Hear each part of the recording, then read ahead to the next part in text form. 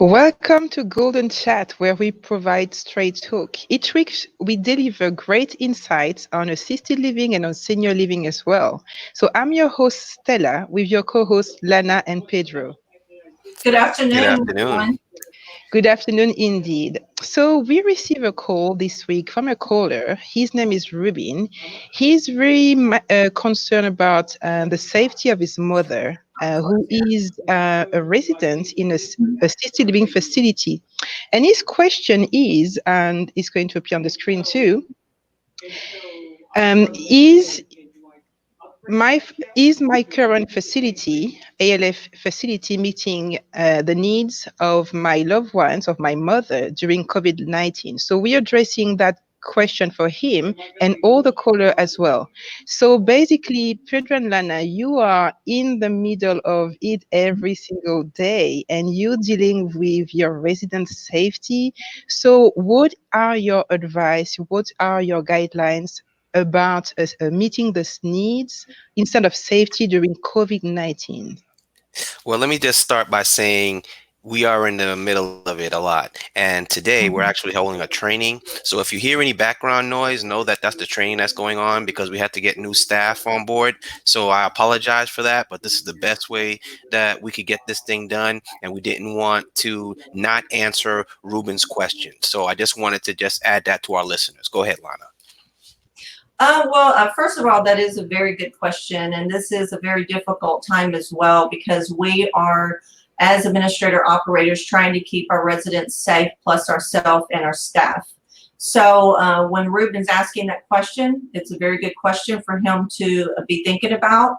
I would suggest, first of all, when you're calling and speaking to directly to the assisted living facility administrators or directors, just ask them, what do they have in place, just in general? And I can tell you a few guidelines that most places have put in place, which is checking temperatures. Some are doing the temperature checks once a day. Some people are going above and beyond that in best practice and doing twice a day.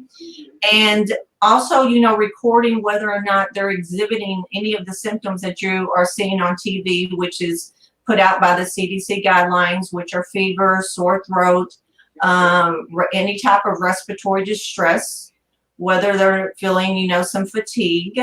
And so those facilities most likely are, monitoring that very closely, not only with their residents, but their staff members as well. Mm-hmm.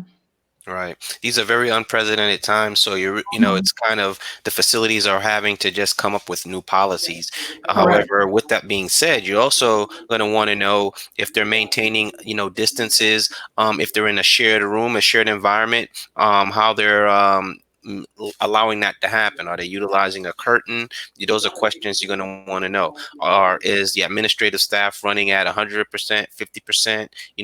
What's going on in the administrative office. So if not only you but your loved one has questions, how those questions can be dealt with, concerns, what the visitation procedures are Mm-hmm. during these times. Are they virtual? Will you be allowed to visit? Things of that nature. And of course, we always, we need to be prepared for everything. But if there's a hospice situation, how's that being dealt with? So those are things that are going to be very important. Are they sending individuals out if they get sick to the hospitals? What the policies are. Mm-hmm. When you have your loved one placed right now, you want to make sure that it's secured. And because some individuals are being furloughed, some people are working from home. You really want to make sure that when you make a placement, your mind is you're at peace with the decision that you made and the location that you picked, and you don't want to have to be worrying about if you have to do something or move mom. Or so you're definitely going to want to ask those questions that we talked about today. That's kind of where I'm at. Now I'm thinking of something. Sorry, Lana, you were about to say something. No, no, go ahead, Stella. I'm thinking as well in terms of safety, whether there's anything that could be done for the immune system to kind of boost it a little bit in terms of the health, because I know the safety precaution that you mentioned, but what about the health? Well, that's a good question because it this goes back to social distancing. Okay, so if the residents have a place that's maybe a park-like setting at their community, or a screen lanai, or an outdoor patio, they want to try to get those residents out daily so they can get some fresh air. But at the same time, it goes back to what the guidelines are that we've been given is that 6 feet social distancing. Mhm. So what a lot of facilities have done is they're taking maybe 1 or 2 residents at a time, putting them, separating them in at least 6 to 8 feet apart, and monitoring them and getting them outside so they can have some sunshine on a daily basis, but doing it more on a smaller group instead of everyone maybe walking to the park together or going outside together. Now they're just trying to go back to the social distancing, which is very important. But getting outside and getting that fresh air, vitamin D, and just getting out of the facility is very, very important. But another thing I would like to add is that the administrators and directors should be in direct communication with their emergency management department. They are putting out weekly calls to give us updates. So, just ask them what is the most recent guidelines that the emergency management has given you guys. Has anything changed? Because right now we are still on that visitor restriction. And I believe that goes through May 8th, and then it'll be reevaluated. So all the facilities are adhering to that visitor restriction, but at the same time, they're trying to help that loved one have communication, such as using Skype or FaceTime or some type of technology so they can actually communicate with their loved ones. And just to piggyback on that, what type of protective equipment is being used? If it's being Mhm. used during the activities of daily living, how is staff, interacting with the residents and the clients when they're doing or assisting them. So that's going to be very important. And if to also know if masks are available to the client. So questions, those are just questions. Each facility is going to do a little something different. Everyone is. Pretty much coming up with new policies. So be patient with the facilities if they don't necessarily have the answers, but you'll have at least a baseline of how you can deal with some of the questions that you have. One of the questions that I have, and I'm not there, is about the staff. Because you mentioned that before. What are the precautions that they can take with the staff? Because staff are going back to their families at night, and then they come back in during the day. So they are the ones that are in contact with the outside. So what are the guidelines that you would recommend or that you have put in place in your facilities? Well, one of the guidelines that I put in place is that now that we do have adequate supply of our personal protective equipment, I ask them how many family members do they have in their household.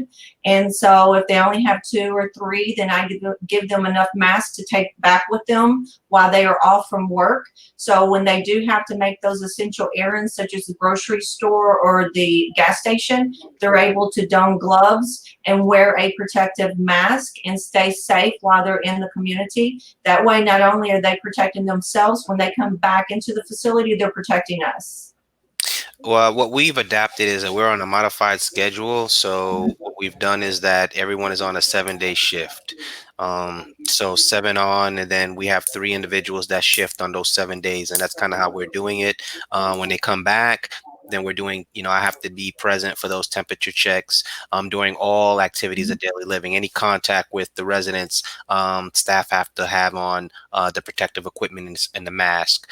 With that being said, that allows for that extra barrier protection. And it's, if we all act as we're the last person on the planet who does not have the virus, then that's how we're gonna know we're protecting ourselves, because we're gonna do that with everyone. So it's not that we're wearing protective equipment because of the residents. We're doing it to protect ourselves. But the benefit is that the clients themselves won't contract.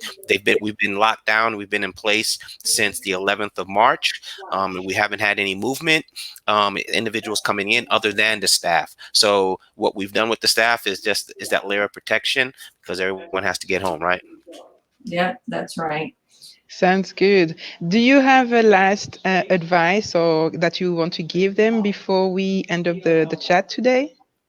Well, it's important that everyone stays safe. Listen to what the CDC is saying. I know that individuals are very frightened right now. They want to get tested. They want to know what's going on, and I think that that's great. That there is opportunities out there for individuals to get tested. But the aspects of is keep yourself safe, maintain the social distancing. If you have loved ones that are in facilities, ask to see if the administration can look at the virtual aspect so that you can do Skype with the seniors. Not everyone is can do that, but on their cell phones, so they'll need a little bit of assistance. But again, just be patient. And I just recommend to also having a stress outlet. It's very important that you kind of dig deep with what everybody utilizes as their particular coping skills. If one person likes to read, encourage that resident to read if they stopped reading. If someone, enjoys the listening to music, to really engage them.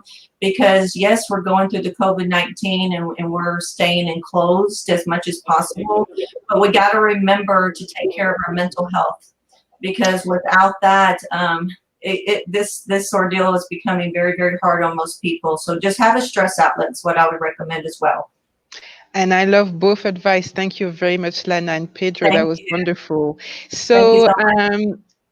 you can continue the discussion with us on a golden chat. You can find us on easierlivingforyou.com, which is our website. Now you can call us. We love your questions. We love to chat with you. We love to answer. So call us 407-794-7277. And we love emails as well. So you can easily send us an email on hello@easierlivingforyou.com. We'll be happy to respond to you.